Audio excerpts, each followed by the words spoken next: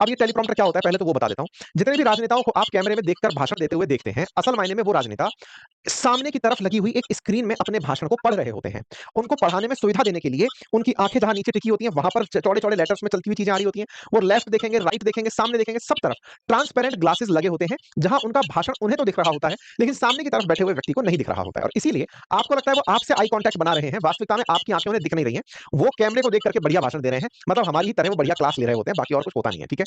ऐसे में ट्रंप जब अपनी बात बोल रहे हैं, शुरू ही करते हैं, अचानक इनके सामने लगा हुआ टेलीप्रॉम्प्टर बंद हो जाता है।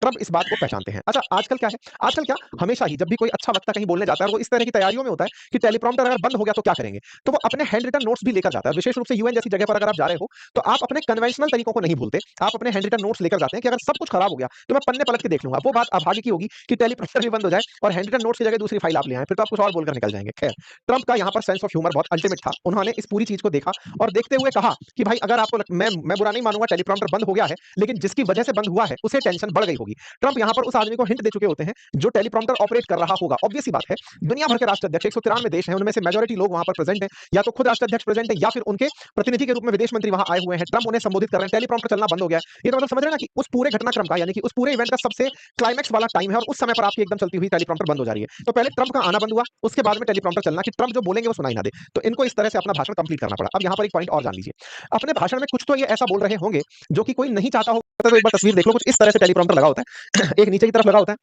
इस तरह से मशीनें ऑपरेट कर रही होती हैं, अलग-अलग तरीके के होते हैं। कई बार आप बहुत सारे न्यूज़ एंकर्स को देख रहे होते हैं ना, उनके हाथ में, जैसे आप कभी एक पत्रकार को पहचान जाएंगे तो कमेंट बॉक्स में बताइएगा, वो एक सफेद सा डंडा लेकर के यूं कैमरे में झांक के यूं यूं बोल रहा होता है, मेरे प्यारे देशवासियों, मैं नकल नहीं उतारूंगा उस आदमी की, है ना? तो वो ऐसे जो बोल रहा होता है, वो आंखें डाल करके क्या सामने की तरफ एक टेलीप्रॉम्प्टर होता है जिसके शब्द पढ़ रहा होता है यूं यूं करके, है ना?